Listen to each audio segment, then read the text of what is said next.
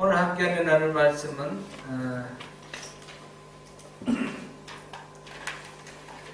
출애굽기 20장 7절 말씀입니다. 20장 7절 말씀 우리 한 목소리로 봉독하겠습니다. 시작. 너는 내 하나님 여호와의 이름을 망령되게 부르지 말라. 여호와는 그 이름을 망령되게 부르는 자를 죄 없다 하지 아니하리라. 아멘. 예. 여러분 아시는가 모르겠는데 제 이름은 송명헌입니다. 아시죠? 예. 헌자는 돌림자고요. 돌림자고 가운데 이름자가 명자가 말하자면 제 이름인 셈입니다.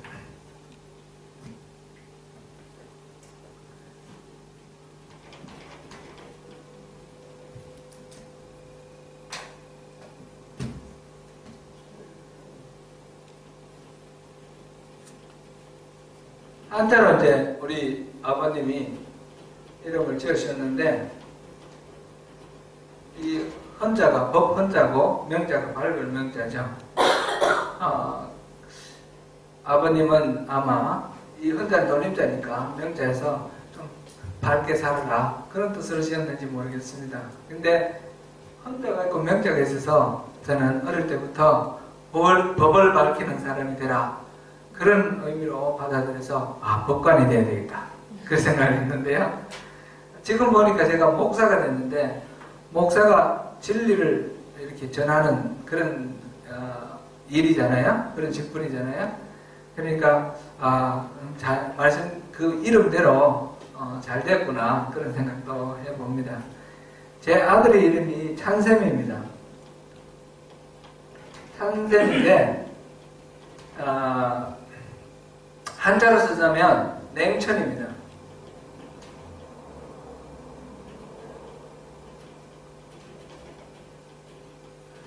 찰냉자에다가 샘천자죠. 샘천자. 그래 찬샘은 쿨웰이죠. 쿨웰.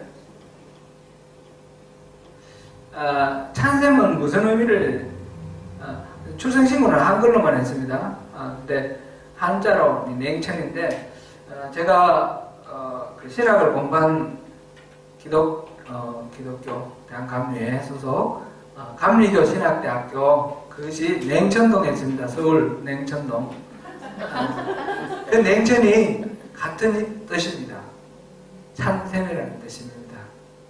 이게 무슨 의미냐면 차가운 샘이라는 뜻인데 우물물이 기르면 차갑다. 이거는 뜨거운 여름날 나그네가 지친 몸을 이끌고 지나가다가 그 우물에서 두레박으로 한 두레박 물을 떠서 마셨을 때 얼음장같이 차가운 물, 그래서 속이 시원해지는 그런 물을 의미합니다. 그러니까 찬샘이가 앞으로 그렇게 많은 지치고 고난 영혼들에게 시원함을 주는 그런 인생 되라 그런 마음으로 제가 이 이름을 지었습니다. 찬샘은 뿌리 깊은 샘입니다. 깊은 샘. 그냥 얕은 샘은 그런 찬샘이 될 수가 없고요. 깊은 샘. 그래서 지하 안반수 깊은 곳에서 솟아나오는 이 물은 여름에는 차고 겨울에는 따뜻하고 겨울에는 뭐 기를 올리면 김이 막 나죠. 모락모락. 그런 보셨을 거예요. 시골에서 깊은 우물물. 그런 물은 가물에도 마르지 않습니다. 가물에도 마르지 않고 언제나 차 있는 샘. 그래서 찬샘은 또한 쿨웰뿐만 아니라 쿨웰이기도 합니다. 제가 이제 우리 아들 이 이름을 결혼할 때부터 정해놨어요. 우리 아들 낳으면 이름 붙여주겠다. 그랬는데 아들이 안 나고 딸이 연거푸 둘러서 이름을 못 썼습니다. 딸에게는 이 이름이 안 맞아 좋지 않은 것 같아요. 그래서 또 초롱이라는 이름 더 좋은 이름이 있어서 초롱이라는 이름 붙여줬고요. 일단 이 아들이 나서 하나님이 기회 주시는구나 이름 쓸 수 있는 기회 주시는구나 그래서 썼는데요. 이름을 장황하게 말씀드려 죄송합니다. 부모가 자식의 이름을 지을 때는 그냥 벌로 짓지 않죠. 분명히 이 아이의 인생이 이런 인생이 되라 하는 소원을 담고 이름을 짓습니다. 제 이름도 우리 아버님이 그렇게 지으셨고, 제 아들도 제가 그렇게 지었고, 여러분들 이름도 마찬가지 부모님이나 또는 할아버지 그런 의미를 담아서 이름을 지으셨을 거고, 또 자녀들도 그렇게 이름 지었을 것이라 생각됩니다. 성경에 보면 이 이름이 또 중요하게 그렇게 나옵니다. 어떤 아브라함이 아브라함이 되고, 또 야곱이 이스라엘이 되고, 아브라함은 그냥 큰 아버지라는 뜻인데 아브라함 되면서 열방의 아버지, 그런 이름이 되라, 믿음의 조상이 되라, 그런 의미로 하나님이 너 인생은 이제 아브라함이 아니라 아브라함이다, 이렇게 이름을 바꿔주셨어요.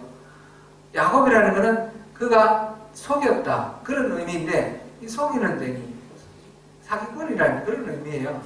근데 너 이제 더 이상 야곱 하지 마. 이스라엘은 하나님과 겨루었다, 그런 뜻입니다. 하나님과 겨루어 이긴 사람, 하나님과 씨름한, 약복강까지 씨름해가지고 그때 하나님 지어주신 이름이 이스라엘입니다. 이렇게 이름을 지어주시고 그렇게 다른 인생을 살아라, 이렇게 의미 부여해 주신 것이 이 성경에 나오는 이름의 뜻입니다. 네, 이런 것에서 힌트를 얻어가지고 제가 보니까 이 기독교 크리스찬 장명가들이 있어요. 제가 아는 어떤 목사님 이름을 바꿨어요. 그래서 이름을 바꿔서 왜 이름을 바꾸셨냐고 이렇게 물어봤더니 인생이 달라지라고 그렇게 이름을 바꿨대요. 그런데 기분이 이게 기쁘지가 않더라고요. 이게 하나님이 부여해 주신 이름이 아니고 사람이 네 인생 이렇게 하지 말고 저렇게 하라, 이거는 뭐 주술적인 의미가 있는 거잖아요, 그죠? 이름에 뭔가 미닝을 넣어가지고 내가 소원하는 대로 이름 넣어가지고 주술적으로 이렇게 바꾸는 그런 의미 되는 것 같아서 굉장히 불편했습니다. 그렇게 미신적으로 믿으라는 뜻은 아닙니다. 하나님의 의미, 이름, 그것을 우리가 잘 받아서 그 이름에 걸맞게 살아야 되는데, 이름이 그러니까 단순히 저 사람을 의미하는 신호, 시그널에 그치는 것이 아니라 그 사람의 인격, 그 사람의 존재의 의미까지도 이렇게 인정하고 부르는 호칭이다라는 것입니다. 그러니까 이름을 함부로 부르면 안 되겠죠. 우리 서로 이름을, 한국 사람은 이름 부르는 걸 굉장히 조심합니다. 그래서 교회에서도 이름 안 부르고 직분을 부르지 않습니까, 통상적으로. 근데 키위들은 전부 이름을 부르더라고요. 이름을 부르고 이런데 장단점이 있습니다. 장단점인데 그 의미는 그렇다는 것을 우리 한번 생각해 보고요. 제가 어릴 때 이렇게 생각하면 이제 동네 어른들이나 이웃 동네 어른들이 넌 누구 집에냐 이렇게 물어보시면 우리 아버님 함자는 송자, 숫자, 만자 쓰십니다. 이렇게 아버지 이름을 함부로 이렇게 부르지 않고요, 한자 띄어서 이렇게 불렀습니다. 어떤 사람은 요즘 자기 이름을 제 이름은 송자, 명자, 헌자입니다 이러는데 그거는 무리한 거죠. 그렇게 하는 게 아니고 어른들을 부를 때 그렇게 불렀습니다. 이렇게 이름을 함부로 부르지 않는 그런 것이 이제 이거는 유교적 전통인데, 이 동양의 사상, 이게 이를테면 임금의 이름 절대로 부르면 안 되는 그런 게 있었어요. 텔레비전 드라마에 그 사극들이 많이 나오지 않습니까? 이산이라는 사극 보셨습니까? 저는 보지는 못했는데 제목만 봤습니다. 이산이라는 거 혹시 못 보셨나요? 이 이산이 누구예요?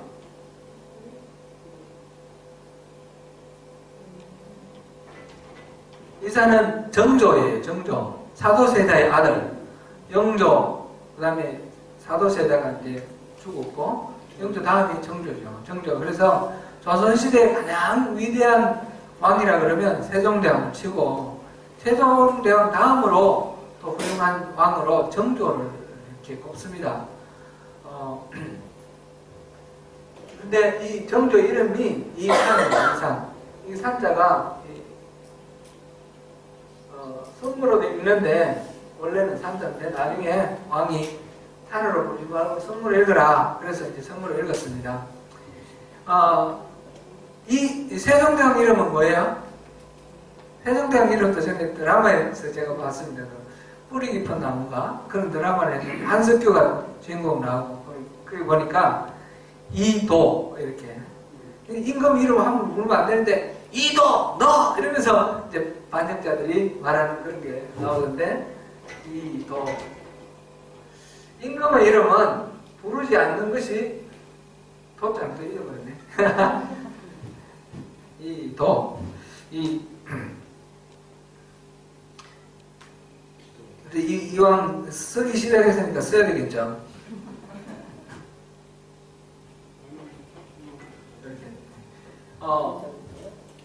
임금의 이름을 부르지 않는 것. 어디 문장이나 쓸 때 임금의 이름은 같은 글자는 절대 쓰지 않습니다. 이거를 피휘 그럽니다. 피휘.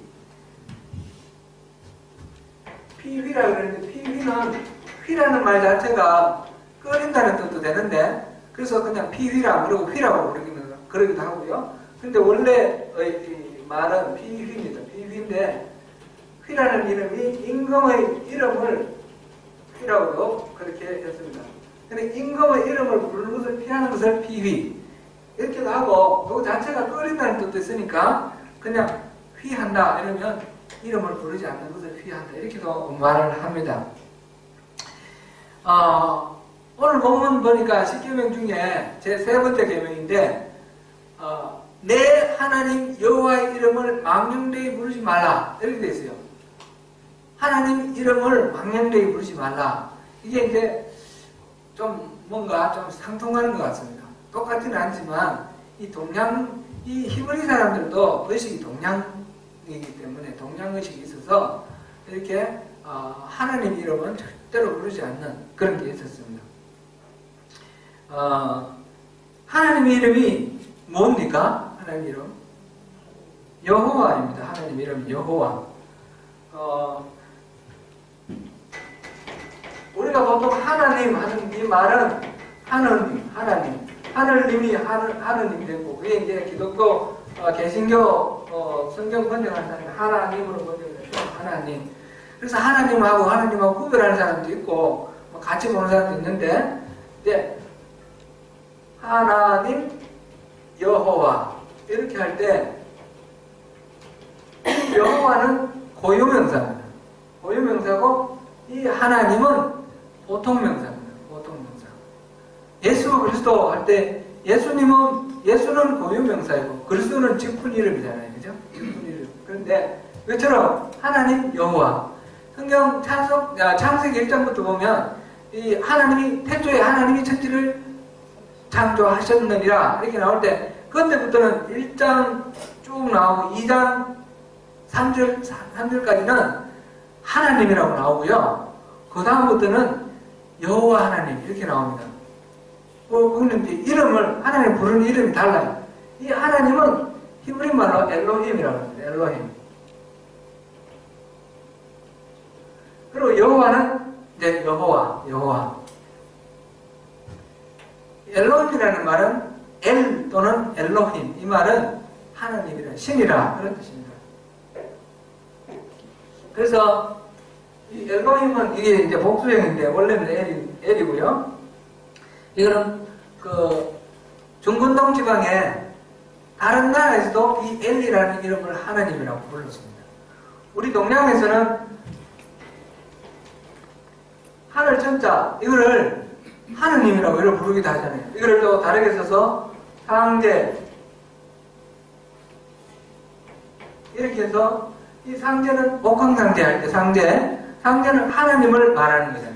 이건 일본 사람이나 우리나라 사람이나 베트남 사람이나 캄보디아 이쪽에 이 동양에서는 다 이게 상제 중국 영향권에 있는 사람 상제라고 그렇게 불렀거든요. 하나님을 그처럼 이 중근동 지방에 뭐 바벨론이나 아수르나 그다음에 그 팔레스틴 지방에 있는 7 부족들 여들 다 모두 다 엘이라고 부르면 하나님이라는 뜻이에요. 하나님.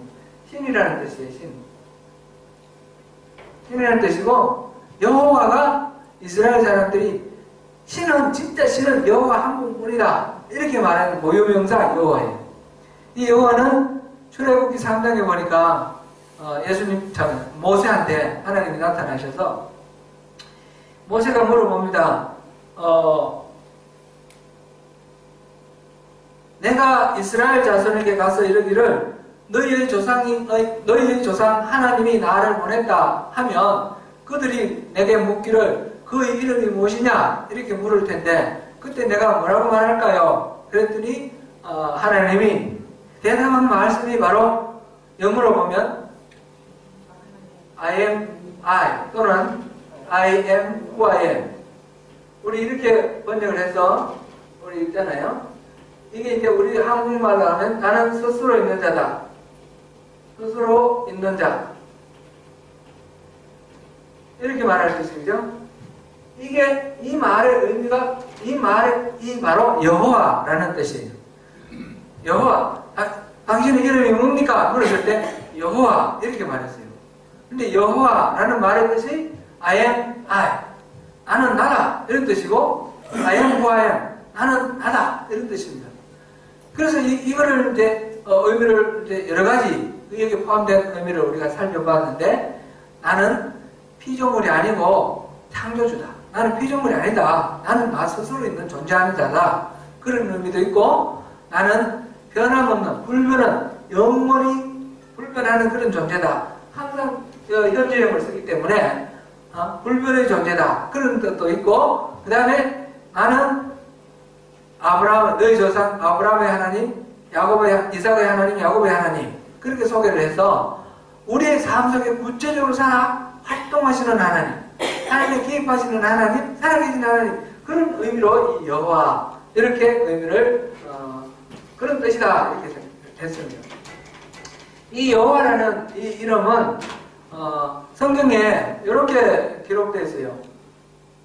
이게 이제 히브리 문자로 이렇게 네 자로 이렇게 기록되어 있는데 이거를 히브리 문자 이렇게 읽거든요. 이렇게 있는데 요거 이제 보면 이게 Y자라는 뜻이에요. Y 이 로마자로 바꾸면 Y고 요거는 H예요.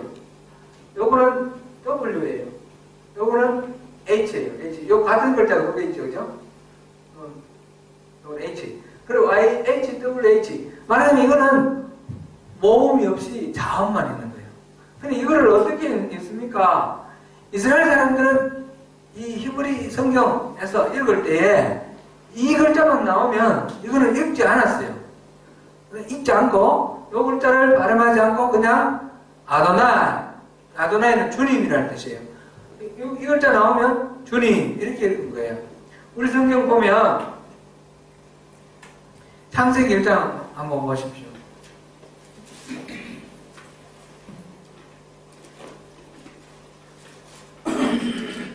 우리 기획한글에서는 하나님 여호와 하나님 이렇게 번역되어 있는데 새 번역 같은 데 보면 하나님 주 하나님 이렇게 번역되어 있어요.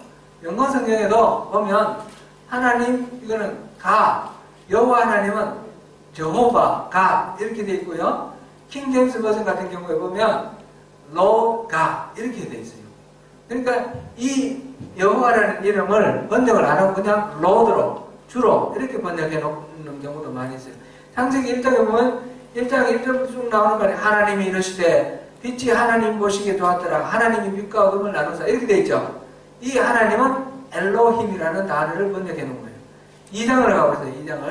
2장 4절 5절부터 보면 4절부터 나오는데 여호와 하나님이 땅과 하늘을 만드시는 날에 여호와 하나님이 땅에 비를 내리시고 그 다음에 여호와 하나님이 쭉 계속 여호와 하나님이라고 나오죠. 이럴 때 여호와 하나님은 로드 엘로힘 이렇게 아도나이 엘로힘 아도나이 이렇게 읽었다는 거죠. 이 사람들이 여호와라고 안 읽었는데 이제 초대교회 개신교 유대인들은 지금도 이거를 읽지 않습니다. 이것을 읽지 않고 그냥 아도나이 이렇게 하는데 기독교 되면서 초대교회에서부터 이거를 읽기 시작했습니다. 이 여호와 하나님은 고유 명사가 있다. 그 명사를 이거를 발음을 한 거예요. 이걸 발음해서 여호와 이렇게 발음합니다. 이제 요즘 보면 이제 성공교에서는 이거를 여호와가 아니라 야훼다 이렇게 말을 하는데 야훼가 맞는지 여호와가 맞는지 사실은 몰라요.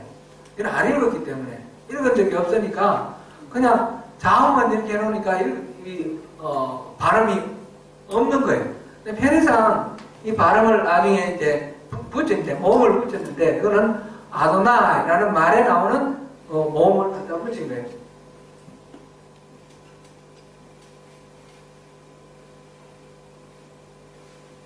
이게 이제 아 발음인데, 여기 나중에 마소라 본문이라고 해서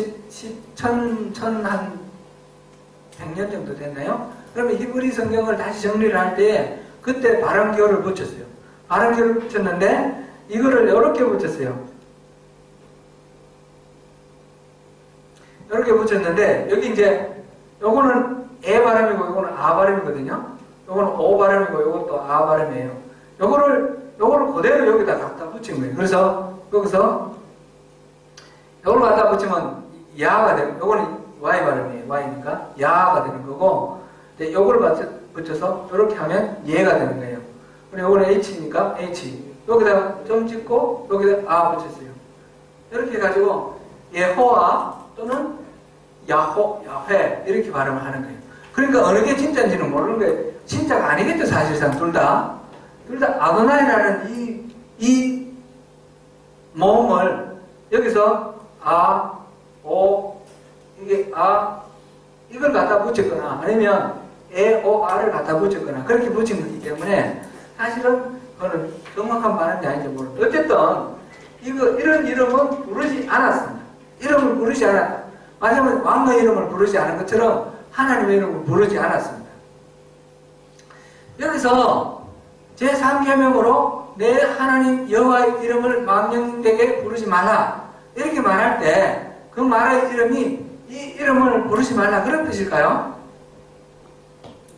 문자 그대로 이름을 부르지 않도록 하는 거예요. 혹시 그 이름을 불렀는데 그게 망령되게 사용될까 겁이 나서 이름 자체를 안 부르는 게 유대인들의 생각이었어요. 이게 이제 말하자면 율법주의예요. 율법주의. 그죠? 율법주의. 율법주의는 문자 그대로 있는 거예요. 십계명 이거를 우리가 받아들일 때 문자 그대로 받아들일 거냐 아니면 이 속에 담긴 하나님의 의도, 하나님 말씀을 받아들일 거냐 하나님 뜻을 받아들일 거냐 그게 문제인데 이 이름이 여호와라고 되는 과정 속에서 이게 발음되지 않은 것은 문자 그대로 믿었다는 거예요. 그런데 문자 그대로 믿는 것이 아니라 하나님의 뜻대로 우리가 받아들이는 것이 바른 믿음이다. 이것이 기독교의 가치관이에요.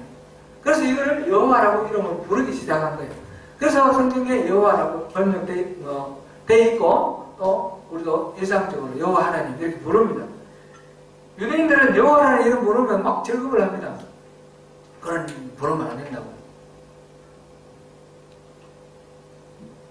그래서 우리가 이제 모든 계명이 그렇듯이 모든 성경 말씀 전체 다가 그렇듯이 그런 문자 그대로 받아들이고 문자 그대로 적용하는 것이 아니라 그건 율법주의예요.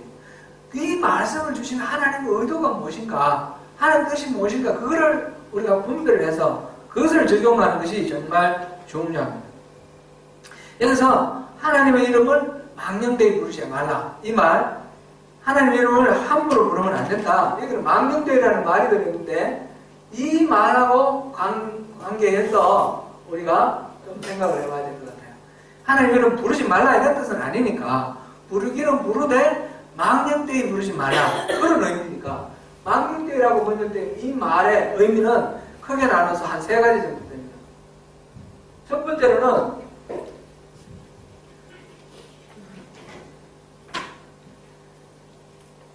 거짓되게, 두 번째로는 악하게, 세 번째로는 헛되이.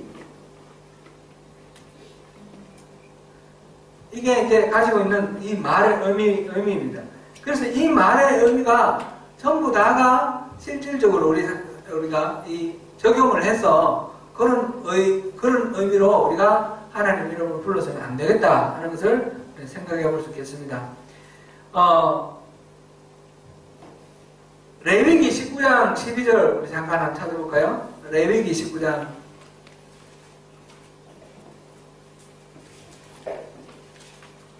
레위기 19장 12절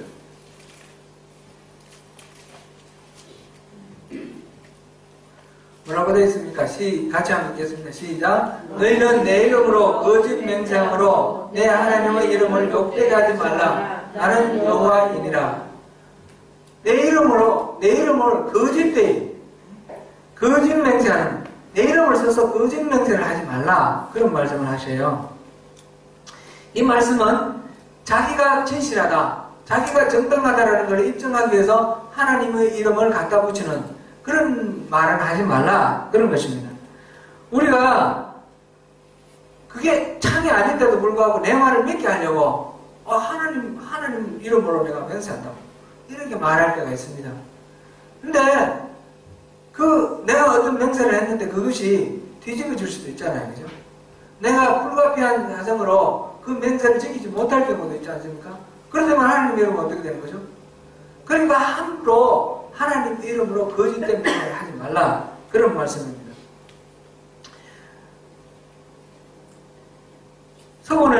서원을 하는 것과 아주 긴밀한 그런 내용인데, 서원을 하면 함부로 서원하지 말고 서원을 하면 반드시 그 서원대로 지키라, 그런 말씀을 말씀하시는 것입니다.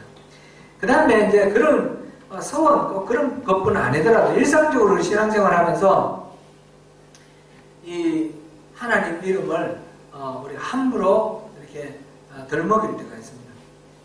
막 이렇게 논쟁을 하다가 내 말이 이렇게 높이게 하기 위해서 나 하나님 이름으로 내가 맹세할 수 있어 라든지, 아니면 하나님이 내게 이렇게 말씀하셔서, 하나님이 내게 보여주셔서 이렇게 말하는 경우들이 있어요. 많은 그 경우 소위 이제 은사로 이렇게 사역하시는 분들을 보면 그런 경향들이 있습니다. 그래서 하나님이 이렇게 말씀하셨다. 그것이 이제 어떤 사람을 속박하는 그런 결과가 됩니다.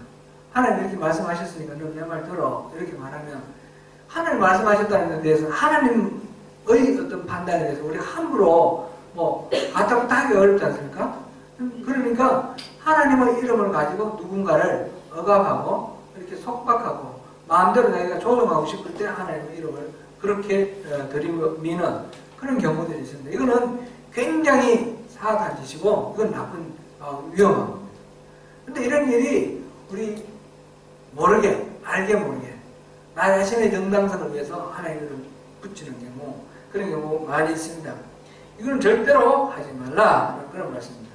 두 번째로는 악하게 하나님의 이름을 덜먹이지 말라 이랬는데, 이거는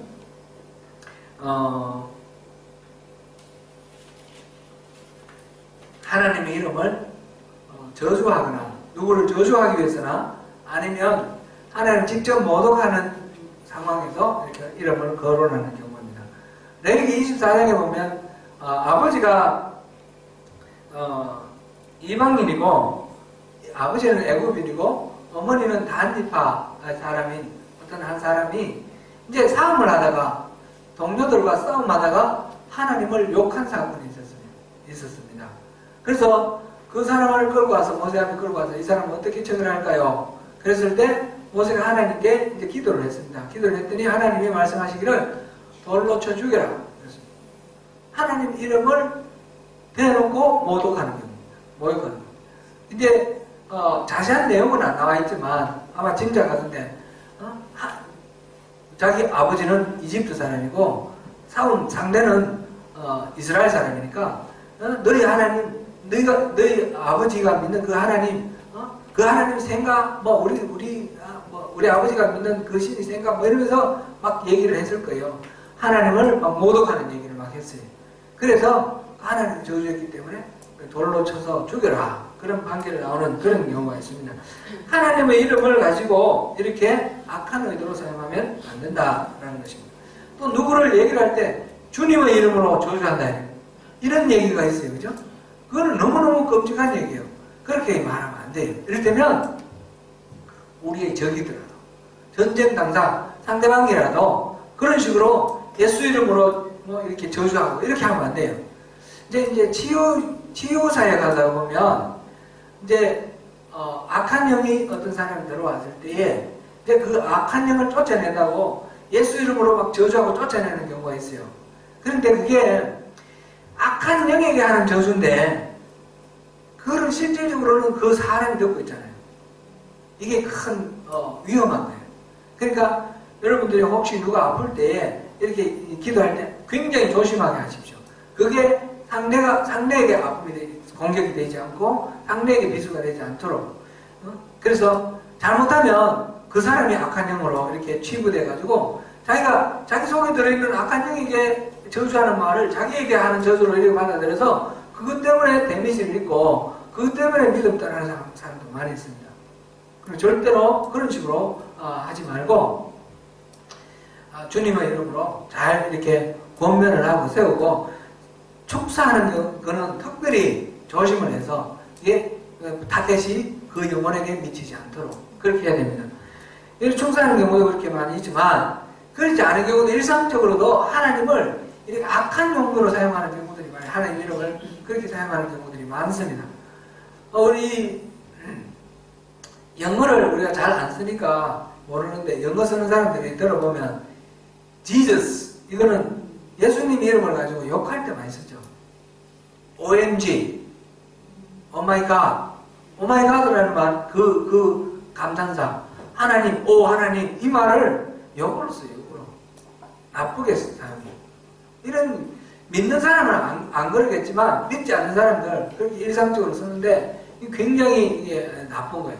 지금 우리 눈앞에서는 하나님이 그 영혼을 위해서 참으실지 모르지만 끝까지 그렇게 하면 그건 다 여기서 우리 오늘 본문에서 말씀하신 것처럼 죄 없다 하지 아니할 것이다. 반드시 심판을 하실 거다. 이런 말씀입니다. 하나님의 이름을 가지고 함부로 이렇게 들먹여서 어떤 악한 의도로 쓰면 안 됩니다. 신약 성경에 보면 사도 바울이 에베소에서 전도할 때 많은 능력이 그를 통해서 나타나게 됩니다. 이것을 보고 마술하는 유대인들이 사도 바울이 말하는 그것을 보고 예수 이름으로 막 귀신을 쫓아내는 거예요. 이 자기들 바울이 하는 거 그대로 흉내 내가지고 자기는 예수를 믿지도 않으면서 예수 이름으로 막 쫓아내니까 그 귀신이 뭐라 그래요? 나는 예수도 알고 바울도 아는데 넌 도대체 누구냐? 그러면서 넘겨들어가지고 이렇게 막 짓눌렀어요. 그죠? 그래서 이 서계와 그 형제들 그랬는데 옷을 다 뺏기고 벌거벗은 상태로 부끄럽게 도망가는 그런 장면이 나오는데 하나님을 믿지도 않으면서 예수를 믿지도 않으면서 예수 이름으로 뭘 이렇게 한다는 것은 굉장히 이거는 위험한 일이에요. 그죠?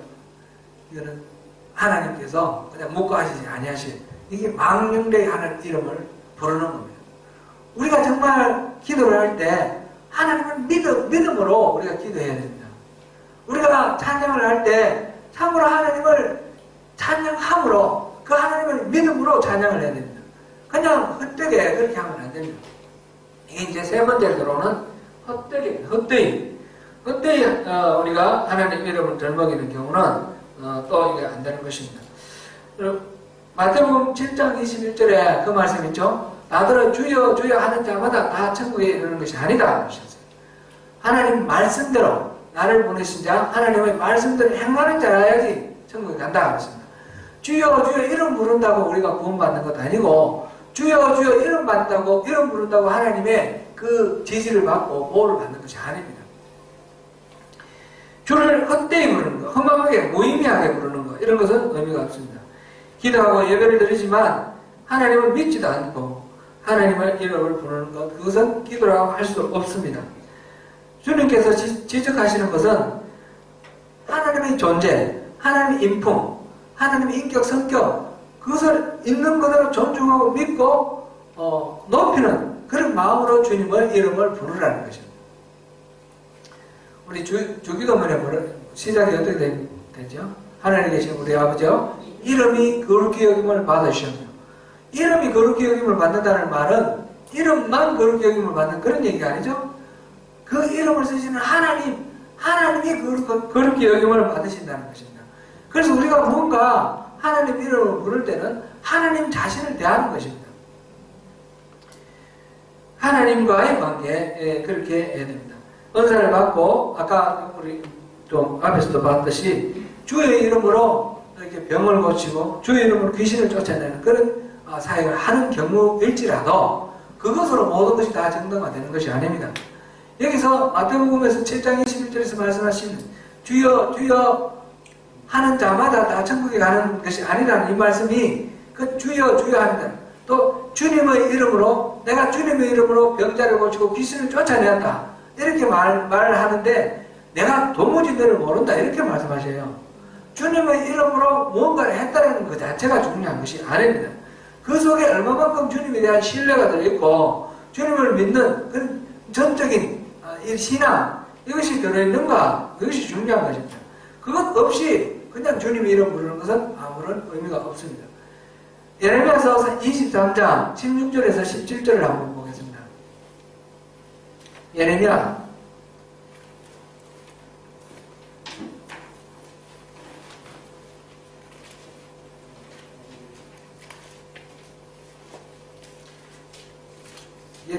23장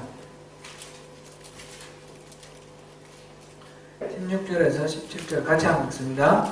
만군의 여호와께서 이와 같이 말씀하시되 너희에게 예언하는 선지자들의 말을 듣지 말라. 그들은 너희에게 헛된 것을 가르치나니 그들이 말하는 묵시는 자기 마음으로 말미암은 것이요 여호와에게서 나온 것이 아니니라. 항상 그들이 나를 멸시한 자들에게 이르기를 너희가 평안하리라 여호와의 말씀이니라 하며 또 자기 마음이 완악한 자라 행하는 모든 사람에게 이르기를 재앙이 너희에게 임하지 아니하리라 하느니라.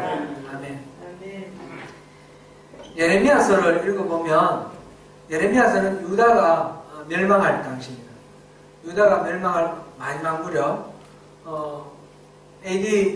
BC 587년에 망했는데 예레미야가 활동하기 시작한 것은 BC 610년 정도 그때부터 유다가 멸망당하고 포로로 끌려간 그 이후까지 560년, 50년 이 정도까지 활동을 했습니다. 그때 전한 하나님의 말씀을 전했는데 말하자면 유다가 멸망할 당시에 이때 당시의 영적 상태입니다. 수많은 선지자들이 거기서 계속해서 선포하는 말이 평안하다 평안하다 하는 내용이었어요. 이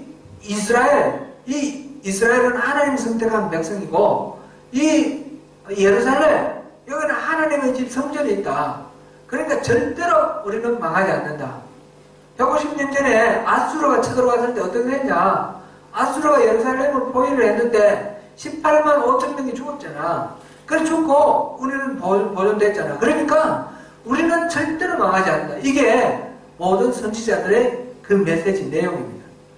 지금 나라는 멸망당하기 직전입니다. 나는 이 바벨론의 전 공격을 받고 포로로 1차로 포로로 끌려가고 2차로 포로로 끌려가고 3차로 끌려가는데 그렇게 계속해서 끌려가는 상황 속에서도 나라는 완전히 짓밟혀가지고 폐허가 되어 가는데도 우리는 망하지 않는다. 그렇게 말하는 거예요. 여기 보니까 뭐라고 되어 있습니까? 나를 멸시하는 자에게 이르기를 너희가 평안하리라. 하나님을 멸시하는 사람에게 너희가 평안하다. 그렇게 말하는 거예요. 또 자기 마음이 완악한 대로 행하는 모든 사람에게 이르기를 재앙이 너희에게 임하지 아니하리라 하였느니라. 이것이 여호와의 말씀이니라. 이렇게 말하는 거예요. 이 선지자들이. 하나님의 이름으로 말하면 다 그것이 좋습니까? 그렇지 않다는 거죠. 이들이 이렇게 말을 했던 이유가 어디였을까요? 왜 이 선지자들은 이렇게 말했을까요? 이들은 바로 거짓 선지자들입니다. 거짓 선지자들이 왜 이스라엘 사람에게 평안하다 했고 절대로 망하지 않을 것이다. 재앙이 너희에게는 임하지 않을 것이다. 이렇게 말을 했습니까? 그 이유는 단 한 가지입니다. 그들이 그런 소리를 듣기를 원하기 때문에 듣기 좋은 소리를 전해주는 것입니다. 이 나라가 절대로 멸망하지 않는다라고 해야 되는 겁니다. 이 나라 멸망한다 그랬던 이 예레미야는 잡혀서 구덩이에 던져지기도 하고 이렇게 온갖 순환을 다 당했습니다. 죽임을 당할 뻔도 하고 온갖 핍박과 순환을 다 당했습니다. 그들에게 듣기 좋은 말을 한 사람들은 우대를 받았습니다. 근데 어느 것이 진짜 하나님 말씀입니까? 예레미야가 한 말이, 예레미야가 전한 말이 진짜 하나님 말씀이었습니다. 듣기 좋은 소리를 한다고 해서 되는 것이 아닙니다.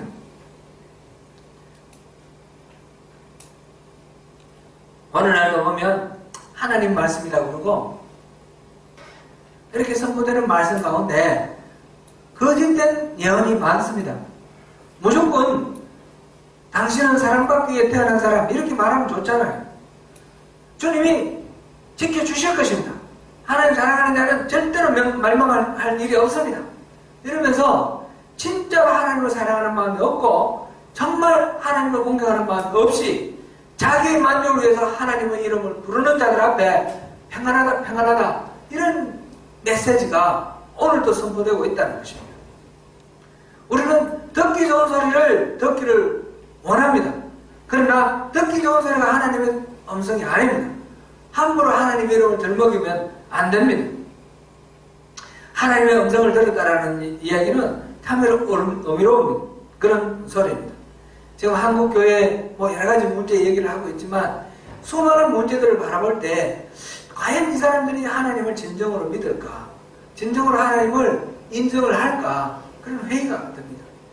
근데 이 사람들은 내가 입으로 믿는다라고 고백하면 하나님 모든 것 죄를 용서해 주신다라는 그런 생각을 하고 있습니다. 그 생각이 너무나 강해가지고 자기의 삶은 아무런 어떤 성화의 어떤 과정 이런 것도 생각하지 않습니다. 구원파가 뭡니까? 구원파가 나는 구원받았으니까 절대로 멸망할 일이 없다. 다시는 회개할 일이 없다. 그게 구원파의 가르침입니다. 구원파의 가르침은 이단입니다. 그런데 오늘날 한국교회는 이 구원파를 이단이라고 하면서 구원파의 가르침을 그대로 가르치는 경우가 너무너무 많습니다. 우리는 택함받은 백성이고 우리는 어렵다라고 하나님을 믿음으로 어렵다 인정받았으니까 하나님의 택한 백성을 버리지 아니하신다. 그러니까 우리는 절대로 망할 리가 없다. 이렇게 믿는 거예요. 그러니까 행동이 아무렇게나 나오는 거죠. 그렇지 않습니다. 그 사람은 그렇게 행동하는 사람은 전혀 하나님 선택한 사람이 아닐 것입니다. 하나님 분명히 선택한 사람은 꼭 지키시는 것은 분명하지만 그런 식으로 일부러 본성으로 말하고 내가 하나님 믿는다라고 하는 그런 사람들이 다 구원받는 사람이냐? 그렇지 않습니다. 예수님이 말씀하셨습니다. 좁은 길을 선택하라. 좁은 문으로 가라 그랬습니다. 사람들은 넓은 길을 좋아한다고 그랬습니다. 많은 사람들이 다수결로 이렇게 믿는다고 해서 그것이 바른 믿음이 아닙니다. 참된 믿음은 좁은 길로 가는 믿음입니다. 참된 믿음은 하나님의 음성을 듣고 정말 하나님의 마음을 품고 우리 앞에 비록 어려운 길이 있고 고난이 있고 가시밭길이 펼쳐져 있을지라도 그것이 하나님의 뜻이라면 그것을 기억하고 밀고 나가는 그런 삶이 참된 믿음입니다. 듣기 좋은 소리만 듣는 것은 절대로 참된 믿음이라 할 수 없습니다. 하나님의 음성을 듣는다라는 것은 그래서 중요하고 그래서 이거는 함부로 할 말이 아닙니다. 나 이거 하나님 음성 들어서 하나님 이렇게 말씀하시면 이거는 굉장히 조심스럽게 말해야 되는 것입니다. 그것도 우리가 얼마든지 시행착오가 있다는 것을 인정을 해야 됩니다. 하나님 음성 들은 줄 알았는데 보니까 계속 기도하는 가운데 하나님 뜻이 그게 아닐 수가 있어요. 그러면 우리는 어떻게 해야 됩니까? 돌이켜야 됩니다. 이거 우리가 이제 하나님 음성 듣고 나가는 길에 문제가 발생하는 경우가 있습니다. 여기에는 두 가지 케이스가 있습니다. 하나는 하나님이 인도하시는 대로 바로 갔음에도 불구하고 문제가 있는 것은 하나님이 그 문제를 통해서 우리에게 더 큰 은혜를 주시기 위해서입니다. 그럴 때는 우리가 그 어려움을 뚫고 나가야 됩니다. 또 하나는 그 문제를 통해서 하나님이 우리가 잘못 순종하고 왔다는 것을 깨닫게 해주셔서 돌이키는 것입니다. 어떻게 구별하셨습니까? 이건 법칙으로 구별이 안 됩니다. 이 방법은 하나님과의 친밀함, 그것이 우리 속에 있을 때만 가능합니다. 그래야지 하나님의 음성을 우리가 계속해서 한번 듣고 끝나는 것이 아니라 매일매일 계속 듣는 겁니다. 그러면서 우리가 분별해 나가는 것입니다. 포도나무에 가지가 붙어 있는 것처럼 우리가 하나님께 늘 붙어 있을 때 하나님의 음성을 듣는 것입니다. 그리고 하나님의 음성을 계속해서 따라가는 것입니다. 하나님의 음성 듣고 나아갔는데 그곳에서 문제가 생겼다. 그러면 하나님 앞에 다시 그 문제를 구하고 이건 어떻게 해야 됩니까? 하나님은 그래 그것을 한번 뚫고 나가라 말씀하실 수도 있고 아무 말씀 안 하시고 침묵하실 수도 있습니다. 그랬을 때 이것을 통해서 주실 은혜가 있구나 발견하고 우리가 그것을 견디고 통과함으로 우리가 더 큰 은혜를 누리게 되는 그런 경우들이 있고요.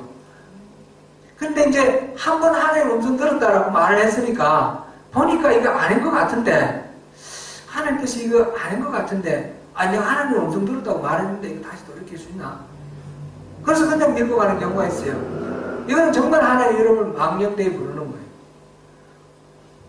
깨달아졌을 때는 언제든지 돌이켜야 됩니다. 그때 그러면 하나님 음성 들었다고 그랬잖아요. 왜 그랬습니까? 그러면 네 하나님 음성 들었다고 생각하고 그렇게 따랐는데 계속해서 하나님께 여쭤보니까 아닌 것 같습니다. 내가 잘못했습니다. 하나님 음성 잘못 분별했습니다. 솔직히 인정하고 고백하고 스스로 좀 자존심 상해야죠. 근데 자존심 상하지 않으려고 나는 하나님 음성 듣는다고 했으니까 밀고 나가. 이거는 하나님을 믿는 것이 아니라 나를 믿는 거예요. 나의 자존심을 믿는 거예요. 이 두 가지 어느 쪽에 속하느냐. 지금 현재 내가 하나님 음성 듣고 따라왔는데 부딪히는 이 문제는 어느 쪽에 속하느냐. 이거는 법칙으로 알 수가 없어요.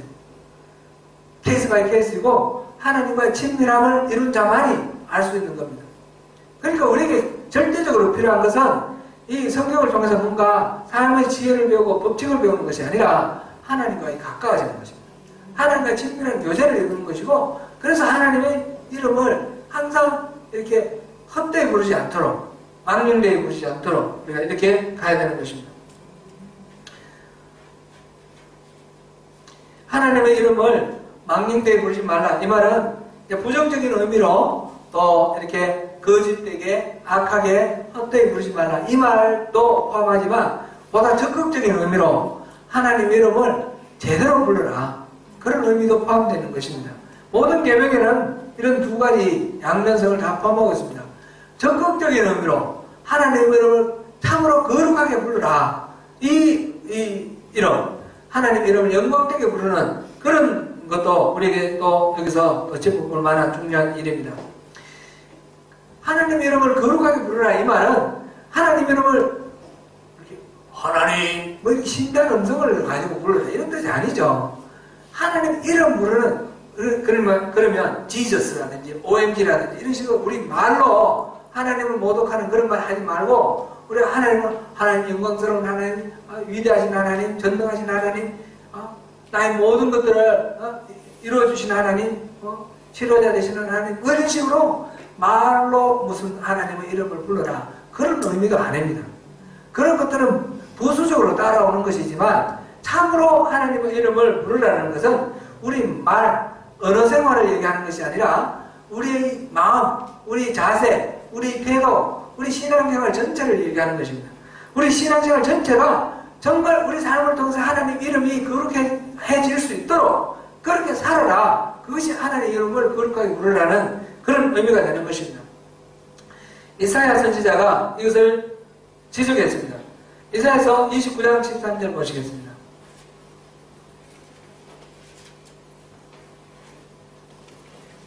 이사야서 29장 13절 29장 13절입니다. 뭐라고 말씀하셨습니까? 같이 읽습니다. 시작. 주께서 이르시되 이 백성이 입으로는 나를 가까이하며 입술로는 나를 공경하나 그들의 마음은 내게서 멀리 떠나가니 그들이 나를 경외함은 사람의 계명으로 가르침을 받았을 뿐이라. 입으로는 늘 하나님을 공경한다 그러고 주여 주여 하는데 입으로는 하나님을 가까이 하지만 마음으로는 멀리 떠났다는 거죠. 제가 요즘 찔끔 이 말씀 읽으면서 제가 찔끔했던 게 있어요. 좀 뭔가 이렇게 힘든 일이 있다든지 이렇게 걸리면 아이고 주여 이런 말이 입에서 저절로 나와요. 여러분도 혹시 그러세요? 아이고 주여 아이고 주여. 주여라는 이름이 이렇게 말하면 타성적으로 나오는 거예요. 이게 하나님을 부르는 이름인데 그냥 타성적으로 아무 생각 없이 아이고 주여 주여 그런데 그게 아니라 이런 상황 속에서도 주님 보세요. 그런 말로 아이고 주여 이렇게 하면 괜찮겠죠? 이게 깨어 있어야 돼요. 깨어있지 않으면 타성적으로 불러요. 똑같이 아이고 주여 하더라도 그 의미가 하늘과 땅 그렇게 달라질 수가 있습니다. 우리가 주님의 이름을 무심코 주님의 이름을 걸고 이렇게 하는데 그 주님하고 아무런 상관없이 그 이름을 부르는 것 이것이 믿지 않는 사람에게는 얼마나 큰 그 시험거리가 되는지 몰라요. 이 믿음 많은 분들의 그 자녀들 중에 이렇게 뭐 어긋나는 경우들 있잖아요. 목사의 자제라든지 아니면 장로 권사님 이렇게 이제 직분을 가지신 분들의 자제 중에 모태신앙으로 신앙이 잘 자라는 사람들이 있는가 하면 그 어긋나는 사람이 있어요. 어긋나는 사람들은 왜 어긋나느냐 하면 그 부모의 그 말과 행동이 그들의 그 말과 행동이 불일치하기 때문에 그렇습니다. 항상 주여 하고 주님의 뜻 구하고 하나님 말씀을 이렇다 하는데 행동은 그거하고 다르니까 그러니까 이제 자녀들이 이 시험을 받고 연약한 인간의 그 죄성을 다 이해하지 못하니까 어릴 때에 사춘기 때 이럴 때 어긋나는 그런 경우들이 많아요. 부모들이 그래서 조심해야 되는 거죠. 그래서 습관적으로 우리가 주여 주여 하는 사람이죠.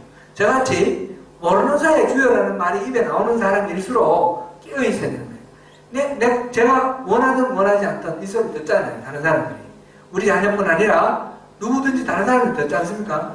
듣는데 주여 주여 하는데 하는 행동이 개차가 같이 하면 주님이 정도라서 이게 완전히 명예가 실추되는 거예요. 그죠? 그러니까 우리가 행동으로 삶으로 주님을 영광스럽게 해야 되는 것입니다. 입술로만 아니라 행동으로. 에스겔서 33장 31절에서 33절을 보시겠습니다. 에스겔서 33장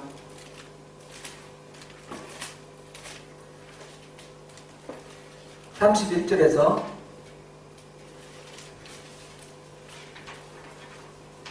30절부터 읽죠. 30절부터 33절까지 읽겠습니다. 같이 읽습니다. 인자야 내 민족이 당 곁에 와 진문에서 너에게 대하여 말하며 각각 그 형제와 누구로 말하여 이르기를 자 가서 여호와께로부터 무슨 말씀이 나오는가 들어보자 하고 백성이 모이는 것 같이 내게 나오며 내 백성처럼 내 앞에 앉아서 내 말을 들으나 그대로 행하지 아니하니 이는 그 입으로는 사랑을 나타내고 마음으로는 이익을 따름이라. 그들은 내가 고운 음성으로 사랑을 노래하며 음악을 잘하는 자 같이 여겼나니 내 말을 듣고도 행하지 아니하거니와 그 말이 응하리니 응할 때는 그들이 한 선지자가 자기 가운데 있었음을 알리라. 아멘. 이 사람들이 이 예레미야 그 다음 세대예요. 그 다음 에스겔은 포로로 끌려가서부터 바벨론에서 이 예언자 생활을 했던 그런 선지자입니다. 이 에스겔 선지자 지금 포로로 끌려가 있는 사람들 그리고 이제 남아있는 사람들 그 사람들 유대인들 사이에 일어나는 일입니다. 서로 말합니다. 담 밑에 서서 선지자에게 와서 묻기도 하고 자기들끼리 서로 말하기도 하면서 하는 말이 가서 여호와께로부터 무슨 말씀이 나오는가 들어보자. 하나님이 무슨 말씀하시는지 우리 한번 들어보자. 전부 하나님 말씀을 간절하게 사모하는 것 같아요. 그런데 왔어. 백성이 모이는 것 같이 와서 내 백성처럼 내 앞에 앉아서 내 말을 들으나 하나님 말씀 듣는데 그대로 행하지 아니한다고 했습니다. 이는 그 입으로 사랑을 나타내도 마음으로는 이익을 따름이라. 겉으로는 하나님을 사랑한다는데 실제로는 자기에게 유익하면 따르고 유익하지 않으면 안 따른다는 겁니다. 그냥 말씀 듣는 거는 듣기 좋은 말씀이구나. 밑에 보니까 뭐라고 되어 있습니까? 고운 음성으로 사랑을 노래하며 음악을 잘하는 자같이 여겼느니 아름다운 음악을 얻는다는 겁니다. 하나님의 말씀이 선포될 때 우리는 어떻게 해야 됩니까? 오늘 설교 말씀 좋네. 그렇게 말하는 그 판단의 기준이 뭡니까? 내가 평소에 생각하는 대로 그 취향에 맞으면 막 좋다 그러고 은혜롭다 그런 게 일수입니다. 전부 다 그런 건 아니겠지만 정말 우리가 듣기 어려운 말, 우리가 정말 회개해야 될 말, 문제를 지적하는 말, 그런 말 들으면 우리는 좋네 이런 소리 안 나옵니다. 그것도 그냥 막연하게 남들 오늘날 한국교회 문제 이렇게 말하면 그럼 맞아 이렇게 받아들일 수도 있습니다. 그냥 그렇게 받아들이고 나의 문제로 받아들이지 않는다면 그것은 의미가 없다는 것입니다. 그냥 저 설교가 좋네, 설교 내용이 좋네, 이거는 아름다운 음악처럼 듣는다, 그냥 아름다운 노래소리 들리네, 이것처럼 아무런 나의 삶에 의미가 없는 건 아닙니까? 그냥 설교 잘하네, 설교 내용 좋네, 그것으로는 그렇게 말하는 것, 그것이 지금 에스겔 선지자가 하는 이야기입니다. 그것이 내게 유익하면 그것을 따르고, 내가 뭔가 결단을 하고 내가 버려야 될 거 버려야 되고, 내가 포기해야 될 거 포기해야 되면 안 따르는 거예요. 자기 이익을 추구하는 겁니다. 이런 것들은 겉으로는 선지자의 말을 듣고 선지자의 말을 따르고, 하나님이 여호와가 내게 무슨 말씀하시는가 들어보자 굉장히 하나님 말씀을 갈급히 사랑하는 것 같고 하나님을 가까이 하는 것 같으나 사실은 그렇지 않다는 거죠. 사실은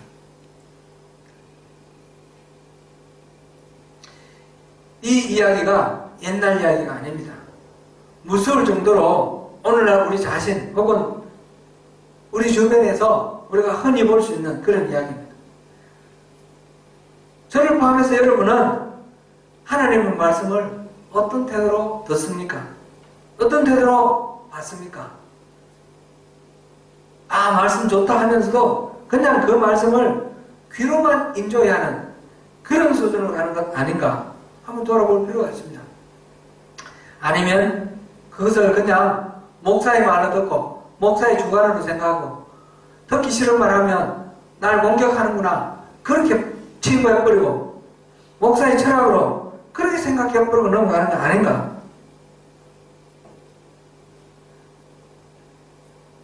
말씀을 맺겠습니다. 하나님의 이름으로 거짓되게 악하게 흠앙하게 그렇게 부르면 안 됩니다. 성전 가운데서 지성소에 언약궤를 두시고 그 언약궤 위에 시언자, 그 시언자에서 내 이름을 두고 내 이름을 두겠다 이렇게 말씀하셨어요. 하나님이 내 이름을 두겠다 이 말씀은 무슨 뜻입니까? 그 이름 있는 그곳에 내가 임재하여서 너희들을 만나겠다 그렇게 약속하신 것입니다. 하나님의 이름을 부르는 그 자리에 하나님 자신이 계시는 것입니다. 우리가 어떤 모양으로 하나님의 이름을 부를 때에 그 자리에 하나님 자신이 계신다는 것을 우리가 인정을 해야 됩니다. 우리가 찬양을 할 때 주님 말씀하시면 내가 나가리다 주님 뜻이 아니면 내가 멈춰서리다 나의 가고 서는 것 주님 뜻에 있으니 주님 나를 이끄소서. 찬양은 참 이렇게 멋있게 잘하는데 주님이 말씀하시면 그래도 따릅니까? 주님이 원하지 아니하시면 그 자리에 멈추십니까? 중요한 것은 우리 입술로 뭐라고 고백하느냐가 중요한 것이 아니라 우리 삶으로 뭐라고 고백하느냐가 중요합니다. 하나님은 우리의 음성을 듣는 것이 아니라 우리의 행동의 소리를 듣는다고 했습니다. 이 하나님의 이름을 부를 때마다 그곳에서 우리의 마음을 원하시는 하나님, 네 마음을 달라, 네 마음을 달라, 네 인생을 달라 요청하시는 그 하나님을 기억하시고 그 하나님 앞에 정말 우리가 그 이름을 부를 때는 우리 주님, 우리 로드, 주님, 내가 부리는 나의 종이 아니라 내 인생을 바쳐서 내 삶을 온전히 헌신해서 이분에게 내 삶을 다 드리겠습니다. 그 마음으로 우리 주님의 이름을 불러야 되는 것입니다. 그렇게 불러야지 주님이 우리의 예배를 받으십니다.